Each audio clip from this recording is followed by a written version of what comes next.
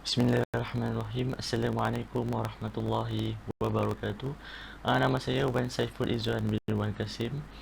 So, pada hari ini saya akan membentangkan sebuah ibu hasil penulisan saya sendiri yang berkaitan dengan share split, dan juga dibantu oleh sebagai mentor saya dalam menghasilkan ibu ini, iaitu Profesor Madya Dr. Nur Adli Ridwan Shah bin Muhammad Dali. So, kita gerak kepada seterusnya.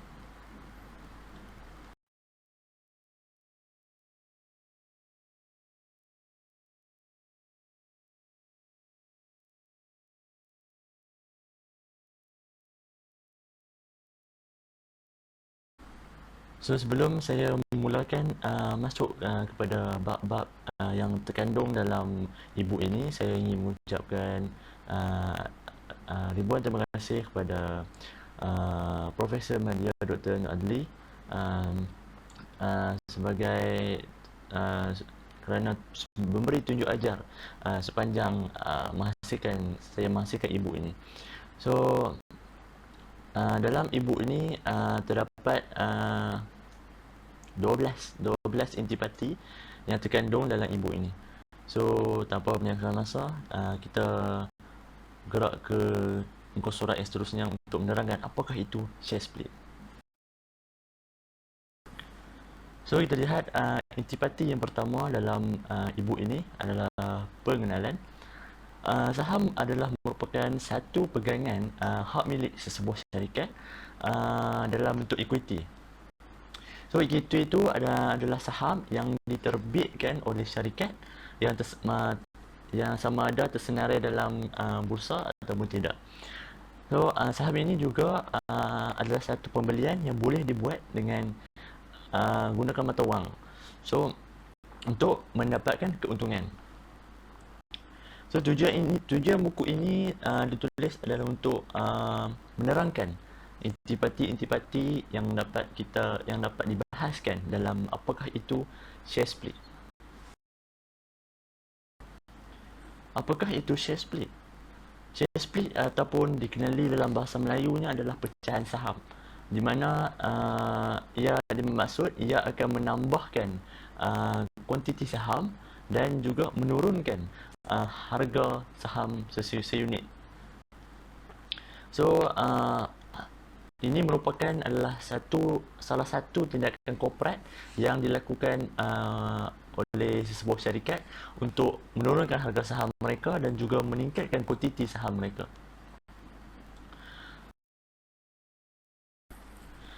Kebiasaannya, modal pasaran syarikat itu berbentuk tetap. Bagi pecahan saham, setiap satu unit menjadi 2 unit, pelabur akan mendapat 1 unit tambahan untuk setiap unit saham yang kita pegang. Harga saham tersebut akan berkurangan sebanyak separuh daripada harga yang sebelumnya. Share split ini ada juga dikenali sebagai subdivision. Dalam arti kata lain, subdivision. So, ia akan menambahkan saham dan mengurangkan harga saham syarikat dengan keadaan nisbah yang telah pun ditetapkan oleh syarikat tersebutlah. Seperti yang saya katakan pada awal pembentangan tadi, bahawa share split ini adalah merupakan salah satu tindakan korporat yang dilaksanakan oleh syarikat. Di sini terdapat 2 jenis corporate exercise, iaitu yang pertama adalah mandatory corporate exercise dan juga yang kedua adalah voluntary corporate exercise. Yang pertama, kita lihat mandatory corporate exercise. Apakah yang dikatakan dengan mandatory corporate exercise ini? Ini merupakan salah satu corporate exercise yang di mana melibatkan semua orang dan tiada mengecualikan. So, kita lihat voluntary corporate exercise ini pula bermaksud dia bertentangan dengan maksud mandatory corporate exercise tadi, di mana dia terpulang bagi mereka yang mahu libatkan diri ataupun tidak. Itu lebih kepada dengan sukarela ataupun tidak.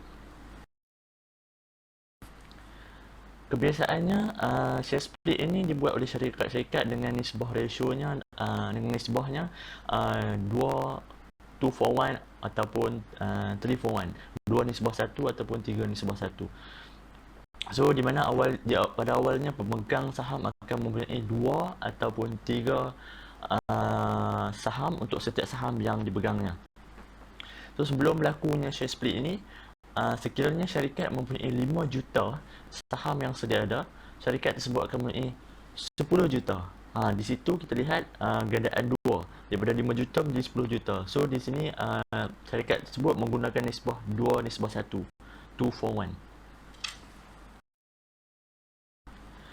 Di dalam ibu ni juga saya lampirkan 2 contoh situasi share split, di mana satu saya kategorikan sebagainya secara analogi, iaitu contoh yang paling dekat dengan kita yang kita amalkan dalam kehidupan seharian kita. Contoh kedua melibatkan secara dalam industri. Contoh pertama ialah secara ringkasnya, kamu mempunyai wang tunai. Katakan Kak Ali mempunyai wang tunai di tangan sekeping RM10. So setelah itu ayahnya ingin menukarnya dengan 2 keping RM5. So situ menambahkan bilangan wang tersebut, tetapi nilainya tetap sama, RM10. Ini merupakan salah satu contoh yang mudah kita faham dan merupakan contoh yang sering yang berlaku dalam kehidupan seharian kita. So kita lihat contoh kedua.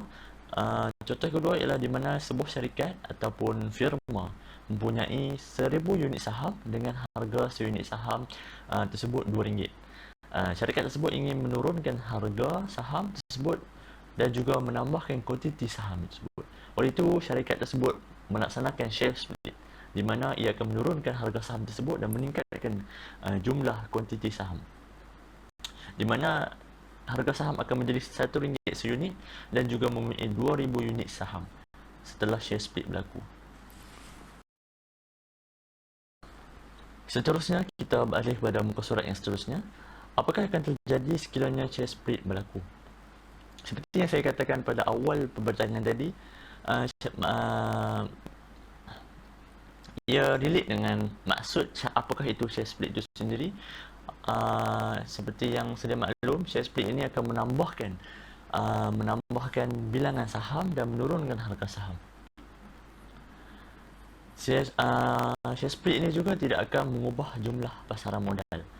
So kita lihat apakah kelebihan-kelebihan share split. Yang pertama adalah meningkatkan jumlah saham. Share split akan menambahkan dan meningkatkan jumlah unit saham. Yang kedua adalah harga saham lebih murah untuk dibeli, di mana ia juga mengelakkan harga saham itu terlalu tinggi. Dengan share split ini, ia akan menurunkan harga saham tersebut. Sekiranya harga tinggi, para pelabur akan kurang berminat untuk melabur dalam syarikat tersebut. Yang ketiga, share split ini dapat menarik minat pelabur. Tidak syak lagi kalau sekiranya harga saham menurun, ia akan menarik minat para pelabur untuk melabur dalam syarikat tersebut kerana harga saham menjadi murah. Yang keempat, menunjukkan signal positif. Apa yang boleh saya huraikan menunjukkan signal positif ini adalah signal positif kepada syarikat. Ia menunjukkan isyarat bahawa syarikat tersebut dalam pertumbuhan yang menarik, ataupun positif. So yang kelima, kita dapat lihat pelabur dapat melabur dengan modal yang rendah. Seperti sedia maklum, ia dapat menurunkan harga saham. Oleh itu para pelabur hanya menggunakan modal yang rendah untuk melabur dalam syarikat tersebut. Yang keenam adalah psikologi. Apa yang boleh saya katakan tentang psikologi ini? Apabila harga semakin tinggi, para pelabur akan kurang berminat dan merasakan harga saham tersebut terlalu tinggi untuk dibeli dan tidak berbaloi. Share split ini juga akan menurunkan harga ke paras yang lebih menarik. Seterusnya, dapat menarik minat para pelabur untuk melabur dalam syarikat tersebut. Yang ketujuh, iaitu yang terakhir bagi kelebihan share split ini adalah liquidity, ataupun dalam bahasa Melayu adalah kecairan. Kecairan ini maksud apabila harga kurang, dan saham juga akan bertambah. Ia akan meningkatkan volume pembeli dan penjual serta dapat menurunkan bidaan minimum saham tersebut. So kita lihat halaman yang seterusnya, iaitu berkaitan kenapa syarikat perlu buat share split ini. So terdapat beberapa sebab mengapa sebuah syarikat melaksanakan share split ini. Share split ini akan memberi kesan yang positif kepada harga saham. Selepas share split ini dibuat, harga saham akan menurun, manakala jumlah saham juga akan meningkat. So sebagai contoh, share split ratio 2:1 ataupun 2:1 akan menjadikan harga saham tersebut menjadi separuh daripada harga yang sebelumnya. Walaupun jumlah saham dan harga saham seunit boleh berubah, disebabkan share split ini, pasaran modal tetap sama dan tidak akan berubah.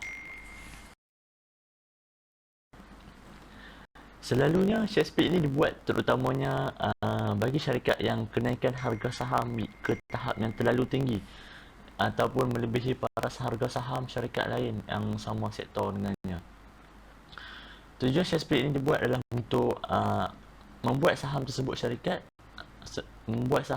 syarikat itu dilihat lebih berpatutan dan mampu milik bagi para pelabur-pelabur kecil, walaupun nilai asas syarikat tersebut tidak berubah. Oleh yang demikian, ia akan menarik para pelabur, termasuklah pelabur-pelabur kecil yang bermodal kecil, untuk melabur dalam syarikat tersebut. Seterusnya, mari kita lihat apakah kesan-kesan terhadap share split. Setiap yang kita lakukan mesti akan meninggalkan kesan, sama ada kesan buruk ataupun kesan yang positif. Begitu juga dalam share split ini, ia juga akan memberi kesan kepada sesebuah saham syarikat tersebut. Share split akan menyebabkan bilangan saham meningkat berdasarkan keadaan yang tertentu, iaitu mengikut nisbah yang ditetapkan oleh syarikat. Tetapi dia tidak akan mengubah sama sekali nilai ringgit seunit saham tersebut. Yang pertama, kita dapat lihat kesan ke atas ekuiti syarikat. Share split tidak akan memberi kesan kepada aliran tunai keluar masuk sesebuah firma tersebut. Ia hanya akan mengubah jumlah saham sahaja. Oleh kerana itu, share split ini akan memberi kesan kepada struktur modal sesebuah syarikat. Terdapat dua kesan terhadap akaun ekuiti syarikat, iaitu kesan yang pertama adalah kesan ke atas bilangan saham, dan yang kedua akan mewujudkan kunci kira-kira yang baru. Kesan yang kedua kita dapat lihat kesan terhadap perolehan sesaham. Perolehan bagi sesaham juga menunjukkan penurunan untuk membolehkan peningkatan jumlah saham tersebut. Seterusnya, mari kita lihat apakah jenis-jenis share split. Terdapat dua jenis share split yang digunakan oleh sesebuah syarikat. Yang pertama adalah forward split. Forward split ini adalah jenis share split yang biasa digunakan oleh sesebuah syarikat untuk meningkatkan jumlah sahamnya. Kaedah forward split ini adalah syarikat akan meningkatkan jumlah sahamnya dengan menerbitkan kepada pelabur yang sedia ada dengan yang baru.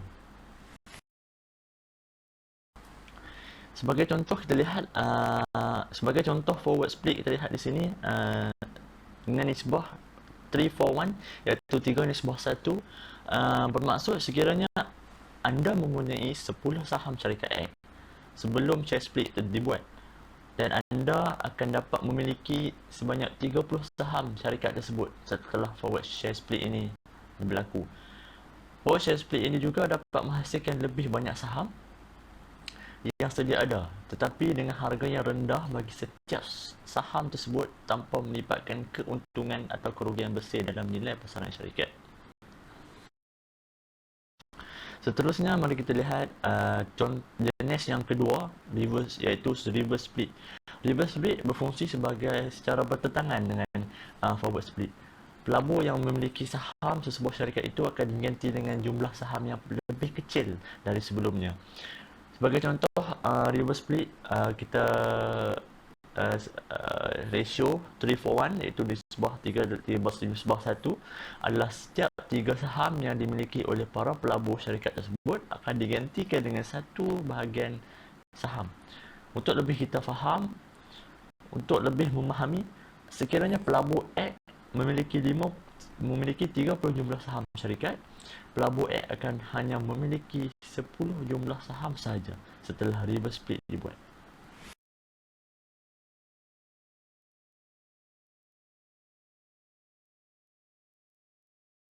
Kita lihat apakah perkara-perkara yang perlu kita tahu dalam share split. Yang pertama, ex-date. Apakah itu ex-date? Ex-date ini adalah tarikh yang terakhir bagi pengiraan saham sebelum dikenakan share split. Sebagai contoh, sekiranya ex-date adalah 1 Januari 2021, anda tidak akan dikenakan share split sekiranya anda membeli saham semasa dan selepas 1 Januari 2021 tersebut. Yang kedua, kita dapat lihat perkara yang kedua yang perlu kita tahu dalam share split ini adalah conversion ratio ataupun nisbah. Nisbah share split ini mengikut kepada sesebuah syarikat itu sendiri. Kebiasaannya nisbah share split ini dibuat adalah 2 nisbah 1 ataupun 3 nisbah 1.